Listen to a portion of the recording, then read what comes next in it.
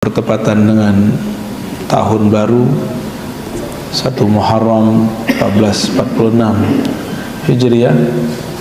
Kata Hijriah berarti hijrah. Sebagai tanda syukur kepada Allah SWT, kita akan membuka beberapa ayat di surat Al-Anfal tentang orang-orang yang berhijrah. Hijrah bukan pertama kali ke Madinah, tapi hijrah itu pertama kali ke negeri Habasyah. Sekarang disebut Ethiopia dan Sudan. Mereka baru saja pecah. Dan inilah kekuatan media. Orang nggak tahu dan orang nggak ada yang kunut mendoakan negeri Sudan. Orang kunut doain Gaza, tapi tidak ada yang mendoakan negeri Sudan. Ini menyedihkan sekali. Ya, saya kalau orang ngajak kunut cuma mendoain Palestina, saya bilang, saya tambahkan, kita mesti tambahkan Sudan, wa Burma, wa Suria, wa Lubnan, semuanya harus tambahkan. Oleh karenanya doa kunut nazilah yang terbaik bukan menyebutkan nama tempat, tapi umum. Allahumma ansur man nasaraddin, itu cukup. Ya, wa khudhul man khadhalal muslimin, sudah, enggak usah sebut nama tempat. Ya, wansuril mujahidin fi kulli makanin wahin, tolonglah ya Allah semua mujahid di semua tempat. Karena kalau kita sebut semua, emang di Indonesia kita nggak berjuang? Kita sedang berjuang juga. Kenapa antum nggak doakan mujahidin di sini?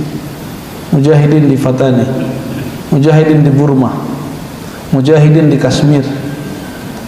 Kenapa? Medianya nggak bicara. Sudan sudah 2 kali hari raya, mereka tidak hari rayaan seperti kita. Mereka hancur-hancurnya hari ini. Semua negara Islam yang ada di Afrika sedang masalah. Kamerun, pernah dengar Kamerun? Itu lagi masalah. Pecah jadi juga. Nigeria, itu yang disebut Boko Haram, Masya Allah. Ya, kelompok teroris yang mengaku jihad, tapi mereka jahat. Nauzubillah min dzalik, membunuh sesama muslim. Sama seperti ISIS, ya. ISIS membunuh ulama banyak sekali. Salah satu yang mereka bunuh adalah ayahanda dari guru saya sendiri, Syekh Muhammad Sa'i Ramadan Al-Buti, salah satu wali Allah. Wali Allah dibunuh karena kekuatan media itu. Mereka jadi anak-anak muda berjihadnya jadi jahat. Ya, ini PR kita, Bapak Ibu, pengurus masjid, wajib memfasilitasi kajian-kajian yang bukan menginspirasi kejahatan, tapi menginspirasi jihad yang sebenarnya. Ya, amin ya rabbal alamin. Ya. Hadis yang paling masyhur tentang jihad ada 2. Pertama hadis niat, yang mana Sahih Al-Bukhari, Imam Bukhari dari Uzbek menjemput hadis ini ke Mekah, ketemu gurunya bernama Abdullah bin Zubair Al-Humaidi. Al-Humaidi ini adalah khadam Imam Syafi'i, khadam Imam Syafi'i, yang bawain kitab Imam Syafi'i, yang bawain sendal Imam Syafi'i, yang hidangin air buat Imam Syafi'i kalau lagi safar. Namanya Abdullah bin Zubair Al-Humaidi. Beliau punya kitab itu Musnad Al-Humaidi. Imam Bukhari waktu belajar kepada beliau, ya umurnya lebih kurang, ya masih belasan atau 20 awal. Jumpa di Mekah, ngaji kepada imam ini, dan imam ini pertama kali mengajarkan hadis itu, hadis innamal a'malu bin niyat. Ya, innamal a'malu bin niyat, sesungguhnya amal itu satu niat. Niat itu bukan nawaitu sauma ghadin, nawaitu al-ghusla li raf'il hadasi, itu namanya lafaz niat. Usolli fardhu subhi rak'ataini, itu lafaz niat, bukan niat. Bedakan lafaz niat dengan niat. Lafaz niat bagian dari conditioning, sedangkan niat itu fil qalb. Niat itu di dalam qalbu. Ahli fikih debat masalah kapan kita niat. Ada yang waktu ngangkat tangan, ada waktu takbir, ada yang sebelum takbir. Nah, itu karena mencoba membenturkan, menghubungkan antara yang zahir dan batin, tapi nggak tepat.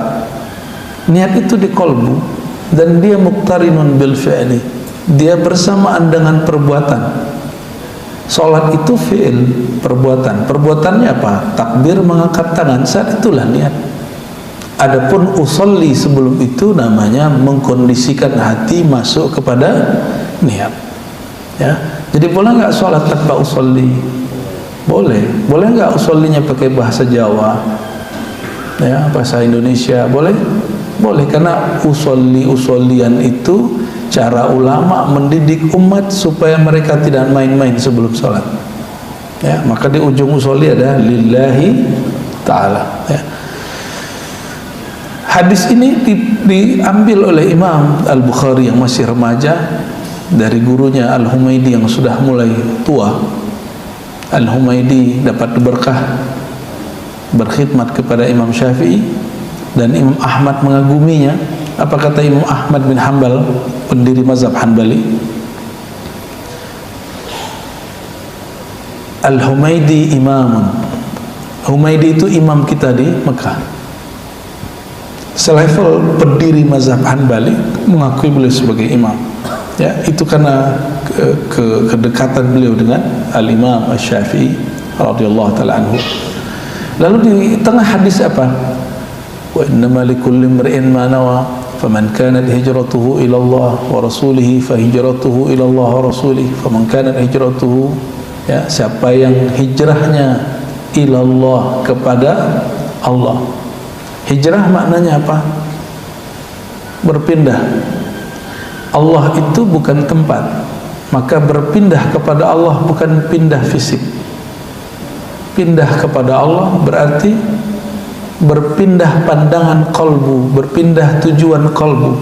Maka diartikan siapa yang tujuan dia hanya untuk mendapat ridha Allah. Ulaika yarjuna rahmatullah. Orang beriman dan mereka berhijrah, berjuang, mereka yarjuna rahmatullah. Yang mereka harapkan adalah kasih sayang, perhatian Allah. Maka orang-orang yang hijrah ini, hijrahnya dinilai kepada Allah dan Rasulnya. Pemaknaan hijrah yang di masa Nabi diajarkan dua. Jadi ada dua makna hijrah. Pertama, hijrah makani, hijrah tempat. Maka yang pertama tadi kita sebutkan, Nabi diperintahkan oleh Allah Subhanahu wa taala agar beberapa sahabat yang disiksa di Makkah untuk hijrah ke Habasyah. Itu nyebrang laut. Kenapa Habasyah ini rajanya An-Najasyi itu seorang Nasrani yang taat, yang masih murni. Nasrani yang masih menyembah Allah dan tidak menyembah Nabi Isa alaihissalam. Maka dikirim ke sana. Tapi sebelum sampai di sana, karena dulu tidak ada sosial media, maka ada penyair-penyair ulung dari kafir Quraisy juga dikirim dan bersamaan sampainya. Apa yang dilakukan oleh penyair-penyair kafir Quraisy ini? Menyebarkan gosip di kalangan istana sehingga sampai di telinga Raja Najasyi. Apa isunya? Jadi sudahlah mereka menyiksa orang-orang ini. Ketika orang ini berangkat ke setempat, orang ini pun dikata-katai, orang-orang ini pun dijelek-jelekin. Nah, coba perhatikan hari ini. Ini sifat orang-orang kafir Quraisy di zaman itu. Kita melihat ada orang yang kita nggak suka, datang ke suatu tempat, karena kita nggak suka sama dia, tempat itu ada orangnya, kita datang duluan, kita kasih tahu, hati-hati, ini orang sesat, ini hati-hati, ini orang jahat, ini hati-hati, ini orang, nah gitu. Sebelum orang itu datang, kita sudah menyebar isu dulu. Atas nama ustadzkah, atas nama dakwahkah, atas nama mengingatkan wasiat antara sesama mukmin. Tapi orang-orang hari ini kena waswas syaitani, ya akhirnya mereka mengira menghasut itu bagian dari wasiat bittaqwa. Orang mengira hari ini menghasut itu, menyebar fitnah itu, menyebar gosip dan memprovokasi itu bagian dari jihad fisabilillah. Begitu jahatnya syaitan itu kemudian mempengaruhi banyak manusia, sehingga manusia, tubuhnya manusia, batinnya syaitan. Akhirnya Sayyidina Muhammad SAW yang mengirim para sahabat, ya, dapat ujian lagi di sana, tapi beliau masih di Mekah, ya. Raja Najasyi karena diajarkan dalam ajaran-ajaran, ya, Injil itu sebutan Alkitab dalam bahasa Suryani, agar tidak berprasangka kepada orang, menebar kasih kepada orang. Akhirnya Raja Najasyi mengatakan, ayo kita buat majelis, kita perdengarkan apa ajaran yang diajarkan Sang Muhammad, sehingga mereka, orang-orangnya, hijrah ke tanahku. Dan dibacakanlah oleh seorang, ya, keluarga Nabi Muhammad SAW satu surat, yaitu surat Maryam. Kaf ha ya ain sad dzikru rahmati rabbika, apa itu tentang cerita tentang Nabi Zakaria, lalu tentang Nabi Yahya, lalu masuk kepada cerita Nabi Isa, Maryam, sampai di kisah-kisah Sayyidatuna Maryam, Sayyidina Isa. Itu Raja Najasyi nangis. Raja Najasyi nangis. Oleh karena kondisi inilah, maka di beberapa tempat di Quran diceritakan ahlu kitab itu gak semuanya sama, ya, ada mereka yang ahli tahajud, ada yang mereka hatinya lembut, ada yang mereka yang suka menghasut. Nah, maka ahli kitabnya terbagi dua. An-Najasyi ini termasuk ahli kitab yang pertama, yang hatinya lembut, suka menghidupkan malam, suka menyebar kasih sayang. Ya, Raja Najasyi jangan dibayangin rajanya kayak gagah-gagah kayak raja-raja putih gitu, enggak, hitam, Pak. Ya, orang Afrika kebanyakan. Akhirnya beliau, keluarga Nabi ini, ya, masih ahlu bait Nabi, dan semua rombongannya sekitar 12 orang atau berapa orang yang di rombongan itu mendapat tempat yang cukup, ya. Dan ini untungnya sahibul baitnya mengerti ilmu ma'rifat, mengerti adab bersyariat. Jadi kalau orang digosipin gak langsung kemudian percaya. Tapi hari ini banyak orang langsung percaya dengan kabar-kabar yang ada di sosial media. Ya, sekarang Bapak kalau datang ke setempat, ya, mungkin ada orang nanti ngabarin, si anu nggak bener, si anu itu orangnya jahat, si anu orangnya. Was-was itu akan membuat sahibul bait, teman kita di sana, sahabat kita di sana, akan was-was bertemu kita. Dan ternyata hari ini lebih mudah, cukup dengan, ya, Facebook, cukup dengan Instagram, cukup dengan, kalau arti sosial media itu dengan orang-orang itu, dengan mereka dengan YouTube, TikTok dan segala macam, ya. Baik, akhirnya mereka pulang juga, balik ke Mekah. Lalu Nabi SAW nunggu lagi. Ternyata ada perintah baru, hijrah gelombang berikut.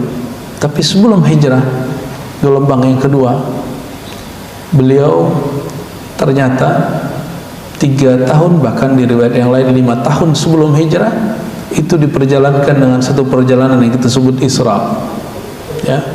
Jadi Isra ini bagian dari hijrah. Ini jarang orang mengaitkannya. Dari mana kita tahu? Di Sahih Bukhari, di bagian hadis Isra, Sayyidina Muhammad SAW mengatakan, ketika aku menaiki Buraq, lalu Buraq itu terbang melangkah sejauh mata memandang, dan tempat pertama yang dia berhenti itu tempat, kata Sayyidina Jibril, ya Muhammad, ini tempat engkau akan hijrah kepadanya. Jadi Nabi Muhammad SAW sudah diberi bocoran hijrahnya mau kemana. Jadi nggak milih-milih pakai ini. Maka gerakan kerohanian Nabi SAW bukan gerakan tebak-tebakan, bukan gerakan intelektual murni, tapi dia adalah gerakan ruhaniyah murni yang ditafsirkan oleh akal. Jadi apa kata Sayyidina Jibril? Ya Muhammad, ini adalah tempat engkau dan kaummu hijrah kepadanya. Itu tempat yang Nabi turun, yang jadi masjid hari ini, Raudhah.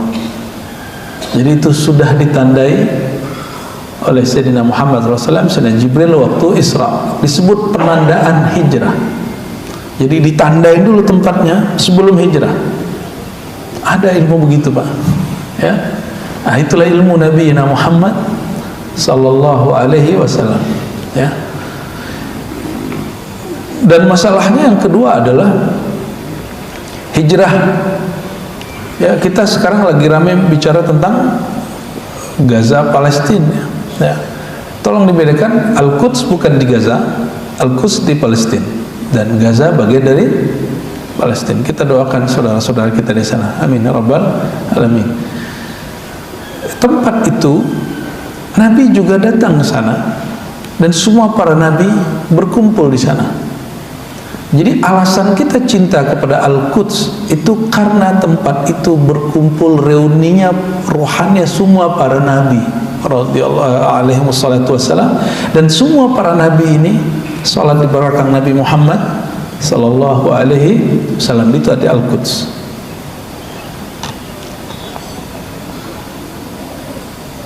Apa yang paling membingungkan bagi sebagian orang? Nabi Muhammad sallallahu alaihi wasallam mengatakan, marartu bi qabri Musa fa idza huwa yusalli fi qabri. Aku melewati kubur Sayyidina Musa dan aku lihat dia salat di dalam kuburnya. Sampai di Al-Quds beliau ada lagi. Dan semua para nabi ada di belakang Nabi Muhammad SAW. Dulu Nabi Musa berdoa, ya Allah, jadikan aku umat nabi umat akhir zaman. Kata Sayyidina Jibril, sudah ada nabinya, bro. Ya. Terus gimana? Berdoalah sesukamu. Makanya Sayyidina Musa mengatakan, ya Allah, jadikan aku umat akhir zaman, umat Nabi Muhammad SAW. Dan semua nabi menjadi umat Nabi Muhammad SAW dengan cara mereka sholat di belakang beliau di malam Isra. Ya.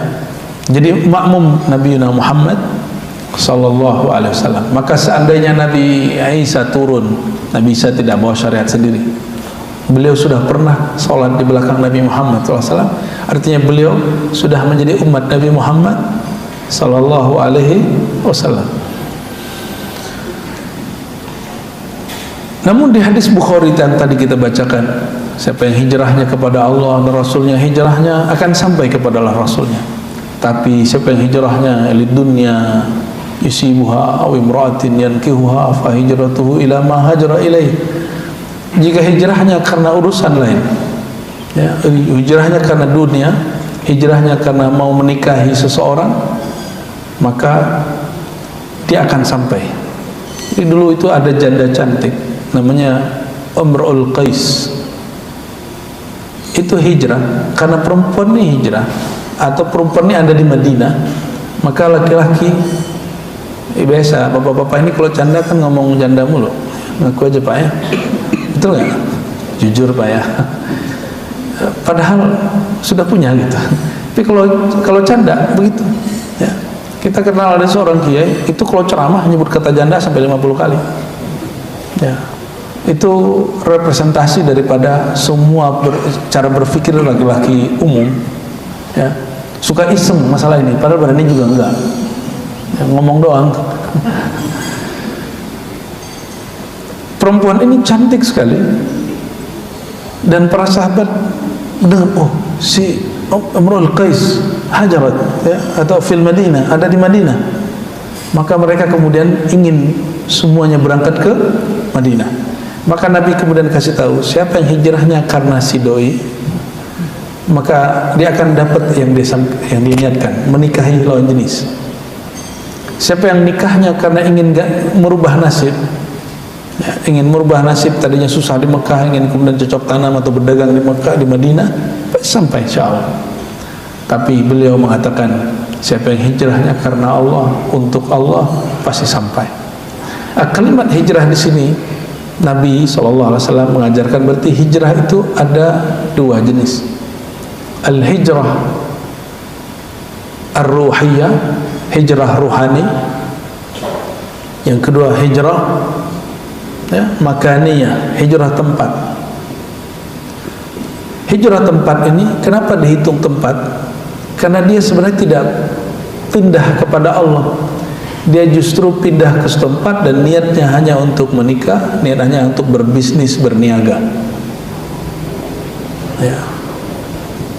Sedangkan yang pertama ini yang disebut oleh Sayyidina Ibrahim, inni muhajirun ila rabbi, sesungguhnya aku berhijrah kepada Rabbku Allah Subhanahu wa ta'ala. Sayyidina Ibrahim itu adalah orang yang mengajarkan hijrah dalam pengertian yang sebenarnya. Beliau pindah dari Babilonia, pindah ke daerah Harran. Di Babilonia ada Namrud. Namrud umur 400 tahun, tidak pernah sakit, mengajarkan bahwa dirinya Tuhan dan juga semua berhala ada Tuhan. Maka Sayyidina Jibril mengajari Sayyidina Ibrahim bahwa ini syirik. Tapi bukan berarti Sayyidina Jibril harus menghancurkannya, tapi karena beliau punya sifat namanya futuwah. Futuwah itu muda, maka beliau buat sebuah skenario, seluruh berhala hancur kecuali berhala yang besar dan goloknya ditaruh di leher yang besar. Ini kecerdasan seorang Sayyidina Ibrahim yang masih muda. Ketika beliau diadili oleh Namrud, hei Ibrahim, engkaukah yang menghancurkan semua Tuhan-Tuhan kami? Tuhannya dihancurkan. Ini lucu juga tuh. Nabi Ibrahim senyum. Loh, kenapa saya? Itu lihat goloknya daripada Tuhanmu yang paling besar. Inilah masuk ilmu logika, yang disebut ilmu mantik. Mantik Sayyidina Ibrahim. Apa kata mereka? Kata Namrud, hei Ibrahim, itu patung-patung tidak dapat bicara, tidak dapat bergerak. Tidak mungkin satu patung menghancurkan patung yang lain. Nabiullah Ibrahim tersenyum lebih lebar. Apa kata beliau? Tuh, engkau sudah tahu itu berhala, tidak dapat berbicara, tidak dapat bergerak, tidak dapat mengganggu kiri kanannya, apalagi membantu kalian. Lalu kenapa kalian sembah? Ya, disitulah kemudian Sayyidina Ibrahim yang dia benar tapi tetap dianggap salah oleh penguasa di zamannya. Ini yang disebut oleh para ulama bahwa ilmu mantik, ilmu logika bukanlah ilmu dari filsafat Yunani. Filsafat Yunani, ilmu mantik itu justru ilmu Sayyidina Ibrahim alaihissalatu wassalam. Jadi Nabi Ibrahim dapat wahyu untuk berbicara seperti itu, lalu beliau mengalahkan orang-orang yang di Babilonia dan tempat-tempat yang lain. Ya, ilmu ini dibawa. Ya, orang-orang Yunani ini kan ngambil ilmu hisab, perhitungan, baca pergerakan alam. Itu diambil dari India, dari Babilonia, lalu mereka kembangkan, maka menjadi peradaban Yunani. Ya, peradaban itu kemudian yang disebut Helenism, ya. Helenism itu tadwiriyah, ya, pencahayaan atau penerangan, pemikiran, kemajuan. Semua itu berkat daripada ilmu mantik Sayyidina Ibrahim alaihissalatu wassalam. Baik. Jadi apa kata Sayyidina Ibrahim? Inni muhajirun ila rabbi, sungguh aku berhijrah kepada Tuhanku. Allah karena bukan di satu tempat, Allah bukanlah benda, maka hijrah kepada Allah adalah hijrah ruhiyah, karena ruh tidak juga bertempat. Ruhnya di mana Pak? Di kepala, di kaki, di tangan. Di mana ruh kita? Kalau orang yang lagi tidur gitu, ruhnya lagi di mana tuh? Ruhnya lagi genggam sama Allah. Kalah tuh, sudah mendengkur tuh. Kelelahan tuh, bangunin tuh. Bangunin. Jadi ruh kita tidak menempati tubuh. Dia hanya berkait dengan tubuh. Dia hanya berkait dengan tubuh. Yang disebut meninggal, kaitannya putus. Diputus kaitannya, ini yang disebut wafat. Ini yang disebut maut. Tubuh kembali ke tanah, ruh kembali melanjutkan perjalanannya. Maka ulama kita, Imam Ghazali mengatakan tubuh ini markabur ruh. adalah kendaraan ruhani semasa di dunia. Makanya tubuh kita ada umurnya. Ya, dulu masih segar, sekarang sudah mulai sakit-sakitan. Ya, yang sudah di atas 40 tahun sudah mulai kolesterol, sudah mulai darah tinggi, sudah mulai gula, apalagi saking manisnya itu ya. Saking manisnya pada sakit gula, Pak. Sayyidina Ibrahim mengajarkan hijrah itu bukan hijrah makani, tempat saja, tapi hijrah ruhani. Hijrah ruhani. Di dalam surah Al-Anfal, ada surah Al-Anfal, nanti silakan dilihat. Mulai dari ayat 72 sampai 74. Kita baca ya 75 masuk. Kita baca yang 74 aja karena ayatnya panjang. Bismillahirrahmanirrahim. Walladzina amanu wa hajaru wa jahadu fi sabilillah. Dan orang-orang yang beriman wa hajaru dan berhijrah, wa jahadu dan berjihad fi sabilillah, di jalan Allah. Walladzina awau, ya, dan orang-orang yang membantu, menolong, menyerahkan rumahnya. Ya, ini orang Ansar. Jadi orang beriman, berhijrah dan berjihad, ini kelompok disebut muhajirin. Walladzina awau wa nasaru, dan orang-orang yang meminjamkan rumahnya, memberikan hartanya, ya, wa nasaru, dan nasar, ansar, mereka menjadi kaum ansar. Itu kata ansar dari kata ini, au nasaru, mereka nasar. Apa arti nasar? Mereka membantu yang berhijrah. Ulaika humul mu'minuna haqqan, baik muhajirin ataupun ansar, mereka lah mukmin sejati. Ya, mukmin sejati itu orang yang mau meninggalkan tempat yang dia sudah sangat suka. Jadi nggak boleh cinta tanah, ya, cinta rumah nggak boleh. Rumah dan tanah itu hanya sebatas fasilitas, nggak boleh dicintai. Jangan masukin mobil rumah ke dalam kolbu. Ya. Kalau rumah mobil masuk kolbu, ke bawah dalam sholat. Sholat mikirin rumah, sholat mikirin mobil. Ini yang terjadi pada orang sholat, tapi lupa, saya udah kunci mobil itu belum, motor itu belum. Itu cinta kendaraannya masuk ke dalam kolbunya. Akhirnya dalam sholat dia bukan menyembah Allah, tapi dia menyembah kendaraannya. Ya. Sama, pekerjaan gak boleh masuk ke hati, cukup masuk pikiran. Pikiran kita boleh berpikir banyak, tapi kolbu dia hanya maunya Allah Subhanahu wa ta'ala. Baik muhajirin ataupun ansar, mereka lah mukmin sejati. Lahum maghfiratun, ada jaminan untuk muhajirin dan ansar. Lahum, bagi mereka maghfirah, ampunan. Maka orang yang hijrah di zaman Nabi SAW dan orang-orang yang membantu orang hijrah, dijamin dosanya diampuni. Kalau sudah diampuni, wa rizqun karim, dan rezeki yang mulia, yang murah dari Allah yang maha pemurah, maksudnya surga. Bahkan dimulai dari masa mereka di dunia sudah merasakan keindahan itu. Rezeki yang paling mahal Bapak Ibu itu rezeki iman dan saudara seiman. Makanya tolong jangan ikut-ikutan ribut-ribut soal nasab. Jangan ikut-ikutan ribut masalah si fulan Suryani apa, nggak usah ya, nanti merusak ukhuwah Islamiyah kita. Nggak usah ribut-ribut masalah itu. Siapa yang ikut-ikut ribut, coba tinggalkan. Ini ruhul hijrah. Semangat hijrah adalah semangat menyatukan orang yang beda suku, beda kulit, beda tradisi, beda kota, kemudian menjadi satu dalam nama Allah Subhanahu wa ta'ala. Ini yang disebut lahu maghfiratu wa rizqun karim. Mereka diampuni oleh Allah. Ampunan kita sudah jelaskan kemarin. Maghfirah itu artinya delete, ya. Allah menghapus memori-memori atau efek-efek daripada zulumatuz zan, ya, gelapnya dosa. Nah, itu arti daripada maghfirah. Sering dengar kata maghfirah ya? Ada namanya maghfirah. atau ada masjid maghfirah, ada mushaf maghfirah. Mushaf apa nih? Ya. Banyak sekali istilah maghfirah. Maghfirah artinya penghapusan dosa.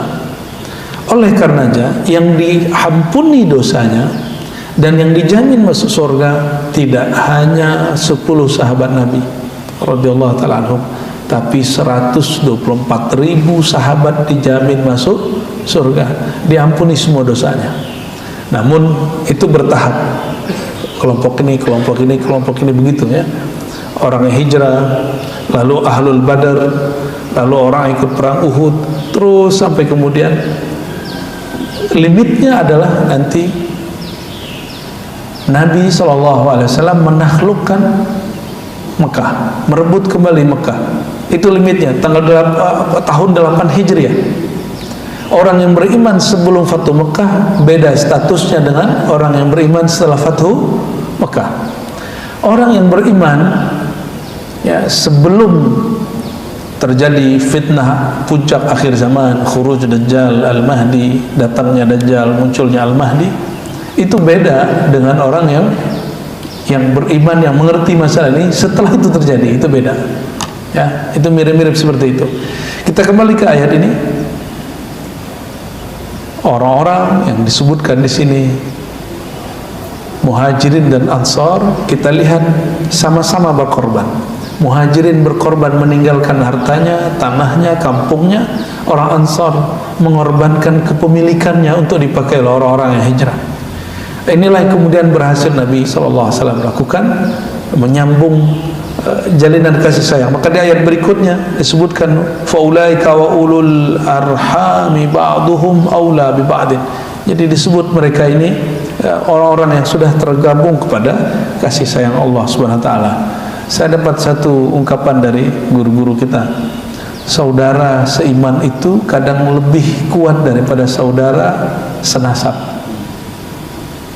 Ya, saudara seiman kadang lebih kuat daripada, bahkan pasti lebih kuat daripada saudara senasab. Ya, kita doakan orang-orang yang sedang bertengkar masalah nasab, Allah islah kalbu mereka, amin ya rabbal alamin. Semoga nanti ada kiai-kiai yang karismatik, ada habaib-habaib yang karismatik, ada zuriat-zuriat oleh semua yang karismatik yang mengislah anak-anak muda yang sedang bertengkar ini ya, amin ya rabbal alamin. Lalu hadis ya, ini bagian ujung yang mau saya sampaikan ya, tapi nggak tahu ini panjang atau tidak. Nabi SAW mengatakan la hijrata ba'dal fathi. Jadi setelah para sahabat hijrah dan Nabi hijrah ke Madinah, di Madinah itu Bapak Ibu, Nabi hanya 10 tahun. Tapi di tahun ke-8 Nabi SAW diperintahkan untuk merebut kembali Mekah. Anehnya apa? Ternyata perintah itu sudah ada bersamaan dengan haji dan umrah 2 tahun sebelum itu tahun ke-6 Hijriah. Maka tahun ke-6 Hijriah ini ada yang sering saya ceritakan tentang konflik antara kafir Quraisy, lalu menyebabkan Nabi mengalah, lalu ada sahabat Nabi yang membentak Nabi Muhammad SAW. Ya. Kenapa Nabi SAW dibentak? Karena sahabat itu berpikir kalau kita benar, kita mesti menang. Sedangkan Sayyidina Muhammad SAW tidak berpikir kalau Anda benar, tidak mesti selalu menang. Anda harus ngalah dulu gitu, menang dulu dari diri sendiri. Kisah ini disebut dengan kisah Hudaybiyah. Terjadi di Bukit Hudaybiyah, lembah Hudaybiyah, yang kira-kira hanya 15 kilo atau 10 kiloan dari pusat kota Mekah, dari Ka'bah itu. Bayangkan orang bawa senjata sudah mau pergi umrah. Dan itu sahabat Umar udah bawa hadiah untuk keluarganya yang ada di Mekah, karena Sayyidina Umar berhasil berdagang di Madinah. Tapi tidak boleh masuk. Itu Mekah udah kelihatan, tapi nggak boleh masuk. Gergetan nggak Pak? Ya, orang kalau demo itu langsung rusuh itu. Ya, ternyata karakter begitu sudah ada pada Umar. karakter itulah yang kemudian dijinakkan oleh baginda Nabi Muhammad SAW. Jadi jangan dikira Nabi Muhammad SAW ketemu sahabat-sahabat itu baik-baik semua, enggak. Sahabat itu beragam tabiatnya, itu yang kemudian dididik oleh beliau sampai mereka menjadi al-insan al-kamil, nafs al-mutmainnah, jiwa yang ideal. Walhasil apa yang terjadi?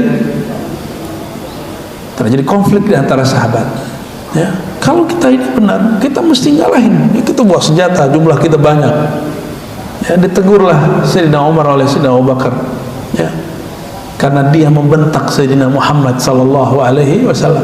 Maka jangan heran jika ada pejuang-pejuang hari ini atas nama Islam, kalau nggak belajar bab ini, mereka akan terus-terusan membentak guru-gurunya. Karena guru-gurunya lebih santai, lebih rileks, mengerti bagaimana isyarat-isyarat dari Allah. Mereka nggak sabar. Anak-anak muda ini nggak sabar. Ya. Mereka membentak gurunya bukan dengan kata-kata yang menyakitkan, tapi sekarang membentak gurunya dengan takbir. Ya. Mulai muncul. Ya, anak-anak muda ketika dia ada suatu perjuangan dia yang nggak sesuai dengan gurunya dia kemudian dibentak. Bentaknya pakai takbir. Ya. Allahumma sholli ala Muhammad. Nah, jika itu terjadi, saya khawatir api-api Khawarij mulai muncul di umat Nabi Muhammad SAW. Khawarij ini kelompok yang menjadikan gerakan politik sebagai bagian dari iman. Maka beda politik dengan dia, beda iman. Ini perhatikan. Itu ajaran siapa? Kelompok Khawarij, musuh Sayyidina Ali, musuh semua sahabat Nabi radhiyallahu ta'ala anhu. Ciri-ciri mereka apa? Menjadikan politik bagian dari iman, maka beda politik, beda iman. Dan itu bukan ajaran Islam yang dibawa Nabi Muhammad SAW. Politik bukan bagian dari iman. Politik bagian dari muamalat. Kalau iman di kolbu, kalau muamalat pada zahir kita, jangankan bab muamalat, ibadat pun kita beda.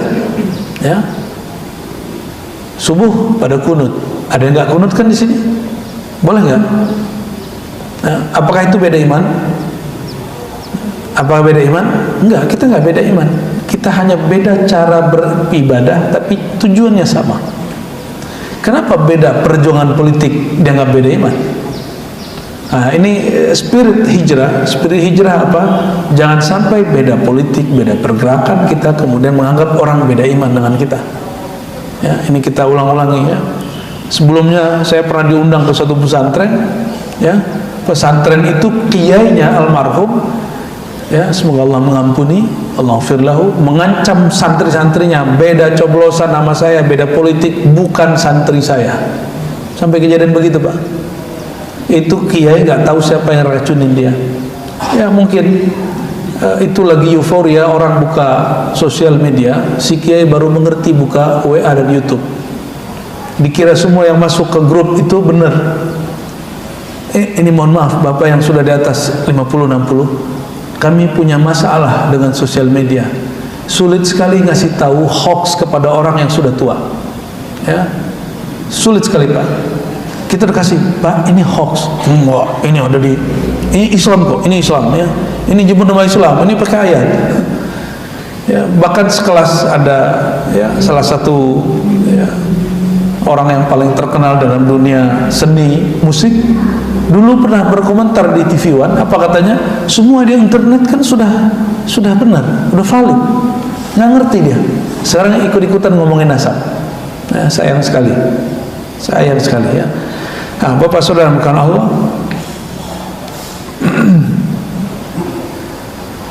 Orang-orang yang berhijrah di zaman Nabi Sallallahu Alaihi Wasallam yang mereka bawa, ternyata Nabi Sallallahu Alaihi Wasallam ada menangkap di hati mereka ada sesuatu selain niat kepada Allah Subhanahu Wa Taala. Nah, setelah Fathu Mekah, para sahabat ini yang tadinya sudah di Madinah sudah mendapatkan yang mereka niatkan, Nabi kemudian membuat garis la hijrata ba'dal fathi. Ini hadisnya sahih. Tidak ada lagi hijrah berpindah dari satu tempat ke tempat lain dalam pengertian yang zahir ba'dal fathi, setelah Mekah kembali direbut oleh orang Islam, ya. Walakin jihadun wa niyah, yang ada hanyalah jihad dan niat. Jihad dan niat. Jihad artinya apa? Jihad itu melawan orang kafir atau melawan sesama muslim? Yang disebut jihad.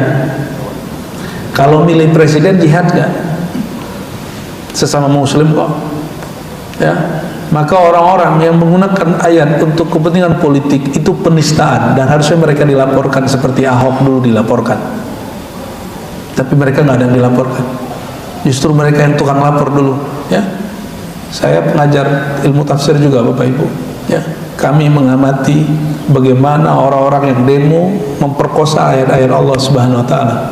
Bagaimana orang-orang yang sudah teracuni otaknya lalu kemudian meracuni orang lain dengan menggunakan ayat-ayat Allah, ya. Bacain ayat itu nggak ada kaitan sama demo, nggak ada kaitan sama pemilihan umum. Coba saya mau tanya, Rasulullah SAW di masa beliau ada pemilihan presiden nggak? Ada nggak? Ada partai A, partai B nggak? Ada Jokowi, Prabowo nggak di situ? Ada SBY nggak di situ? Ada Soeharto? Nggak ada. Lalu kenapa ayat itu dipakai untuk masalah pemilihan presiden? Maka orang yang menggunakan ayat itu bukan pada tempatnya. Saya khawatir termasuk kepada orang yang disebutkan dalam hadis Nabi, man fassara al-Quran bira'yihi faltabawwa maq'adahu minan nar. Siapa yang mencoba mencocok-cocokkan, mentafsir-tafsirkan Quran dengan ra'yunya, dengan kepentingannya, maka siap-siap tempat tinggalnya, tempat duduknya api neraka. Ya, maka kita melihat mereka udah kayak neraka, ngomongnya udah kayak neraka, ya, meneraka-nerakakan orang. Auzubillah min dzalik. Ya, perempuannya berjilbab, laki-lakinya pakai baju orang-orang yang soleh. Disitulah baru kita faham kalimat yang ketiga, walakin jihadun wa niyah. Jihad, ini waniyah, ini pembacaannya ada dua, waniyatin dan niat. Tapi ulama ahlullah mereka bacanya jihadun wa niyatan. Waw di situ namanya waw ma'iyah, jihad bersamaan niat. Jihad berdasarkan niat. Niatnya apa? Ya. Yang paling lucu, orang-orang mengatakan bahwa menerima asas Pancasila itu adalah kufur. Maka berjihad untuk menghancurkan negeri ini itu bagian dari jihad. Ini orang nggak membaca Pancasila. Pertama bunyinya apa, Pak? Ketuhanan yang Maha Esa.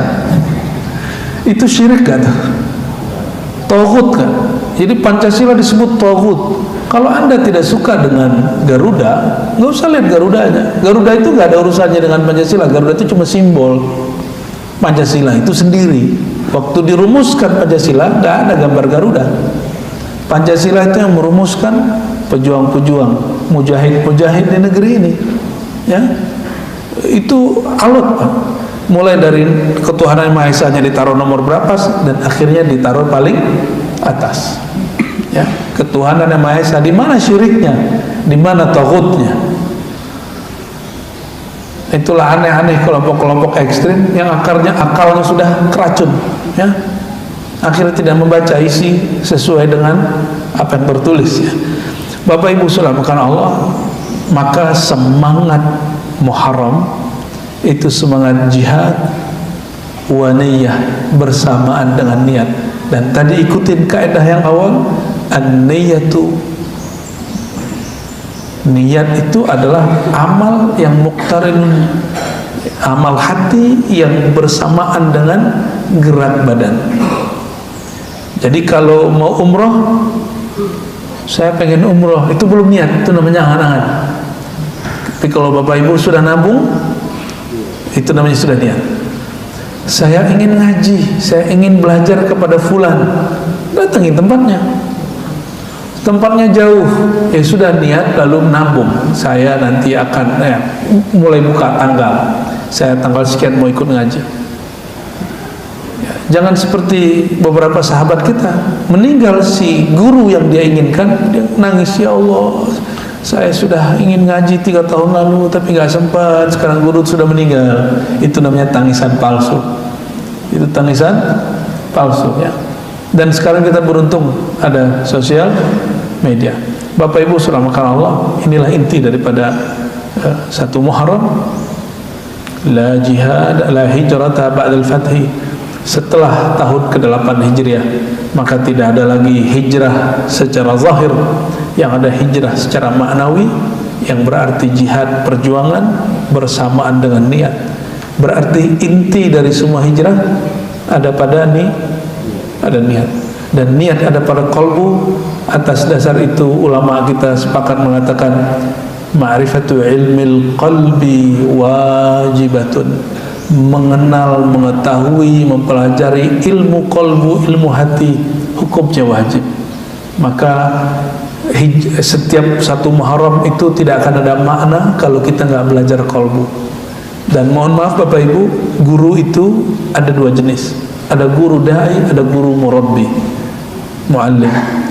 Guru da'i mendatangi Bapak, saya sekarang lagi tugasnya da'i, maka saya datang ke masjid ini, ya, ilmunya dihantarin. Tapi kalau mau membersihkan kolbu, cari, datangin guru. Gurunya disebut muallim murabbi, bukan muallim da'i. Jadi muallim yang pendakwah, berceramah, tabligh akhbar, jadwal rutinan tiap bulan, tiap minggu, itu terus itu namanya muallim da'i. Muallim da'i dia tidak sampai membentuk karakter orang, tapi muallim murabbi, itulah sifat Nabi Muhammad SAW. Apa kata beliau? Innama bu'ithtu muallima. Dengan apa Rasulullah SAW mengisi hijrahnya? Aku hanyalah diutus sebagai muallim, guru. Muallim di situ artinya murabbi, orang yang mentarbiyah, mendidik, membentuk jiwa para sahabat.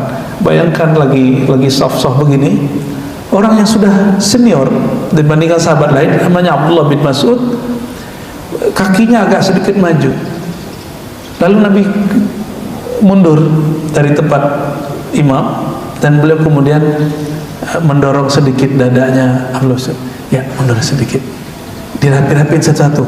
Nggak seperti orang baca kisah Sayyidina Umar, ya, dia baca kisah tapi separuh-separuh. Ya, Sayyidina Umar meluruskan saf dengan pedang. Akhirnya si imam ketika memandang orang lagi sholat, memandangnya seperti kayak membunuh orang, ya, kayak mau makan orang. Ini ente baca kisah nggak sesuai. Sayyidina Umar begitu karena perang kalah, lalu diingatkan oleh orang-orang tua sahabat, hei Umar, jika engkau sholat saja tidak bisa ngatur, gimana engkau bisa ngatur lagi jihad? Jika saf sholatmu tidak benar, bagaimana saf qalbumu saat berjihad? Maka Sayyidina Umar ketika meluruskan saf, jadi melihat hati sahabat itu cukup lihat safnya. Lurus ini pakai pedang, dulu kan nggak ada garis begitu, dibuatlah garis dengan pedangnya, barulah saf itu lurus dan hati para sahabat kemudian mau dididik. Itu musim perang. Kalau Nabi lagi musim hari biasa murabbi, apa yang melakukan? Boleh pelan-pelan kasih tahu, sawu sufuwakum, nggak pakai muka galak Bapak Ibu, ya. Imam kita saking santainya, sawu sufuwakum ngeliatnya ke depan. Kebanyakan masjid begitu, ya. Sawu sufuwakum harus lihat ke orang, ya. Sawu sufuwakum, siapa yang paham? Ya, kalau nggak santri nggak paham, maka terjemahkan ke bahasa Indonesia. Luruskan saf, rapatkan saf. Karena nggak semua orang ngerti bahasa Arab, nggak semua orang pernah pergi ke Mekah. Kalau di Mekah kan sebelum sholat kan ada yang mengumumkan sufukum imamnya atau bilalnya. Jadi belajar hijrah sekarang itu belajar ilmu qalbu, dan belajar itu Bapak Ibu tolong setelah ini carilah guru da'i murabbi, ya, Jangan belagu, mohon maaf Pak. Oh, saya bisa datang Ustadz ke rumah. Ente belagu bener ya. Emang bisa bayar Ustadz berapa? Emang ilmu yang ada di kolbu Ustadz itu bisa dibayar? Emang bisa kemudian bayar? Kalau untuk baca Quran bisa bayar, tapi makna Quran nggak bisa dibayar. Ya, baca Quran, ngajarin pakai qiraati, ikra, betul bisa dibayar. Ngajarin irama Quran bisa bayar, tapi makna Quran itu nggak bisa dibayar. Nur Quran nggak bisa dibayar. Jadi selama ini kita miskonsepsi terhadap hijrah dan cara mengisi hijrah. Jadi hari ini apa yang kita lakukan? Kita mengisi hijrah. Tolong setelah ini cari guru, datangin mereka. Jangan hanya mendatangkan mereka ke masjid atau bisa mendatangkan mereka ke rumah. Ya, para sahabat mendatangkan Rasulullah ke rumah bukan mengajar. Ini perhatikan. Mereka mendatangkan Rasulullah ke rumah untuk mendapatkan berkah. Bahkan ada sahabat ini yang paling levelnya low, ekonominya paling rendah, sahabat Ibnu Ummi Maktum, sahabat yang nggak bisa melihat, artinya dia nggak bekerja. Nabi diundang untuk makan di rumahnya pun dia datang, apalagi sahabat yang kaya. Ketika datang, apa yang Nabi tanyakan? Wahai Ibnu Ummi Maktum, di mana engkau mau aku sholat memberkati rumahmu? Gitu maksudnya. Maka dia kemudian memilih satu tempat yang kemudian dia jadikan musola. Belum jadi musola, berkat Nabi sholat di situ, tempat itu dijadikan musola oleh Ibnu Ummi Maktum. Ini perhatikan ya, mengisi hijrah bukan saja mendatangkan guru, tapi datangilah guru. Ya, kalau kita mendatangkan guru bukan supaya dia jadi guru tetap di rumah, ya, tapi supaya keberkahan tetap ada di rumah. Boleh dia ceramah di rumah, boleh, gak apa-apa. Tapi bukan untuk itu tujuan aslinya, tapi supaya rumah kita diberkahi oleh Allah Subhanahu wa Ta'ala ya. Semoga tahun ini 1446 kolbu kita sudah mulai ketemu petanya, GPS-nya ya, kemana mau dituju, siapa yang mau dicari. InsyaAllah kita masuk kepada hijrah ruhiyah. Amin ya rabbal alamin. Wa sallallahu ala sayyidina Muhammad. Subhanakallahumma wa bihamdika asyhadu an la ilaha illa anta astaghfiruka wa atubu ilaik.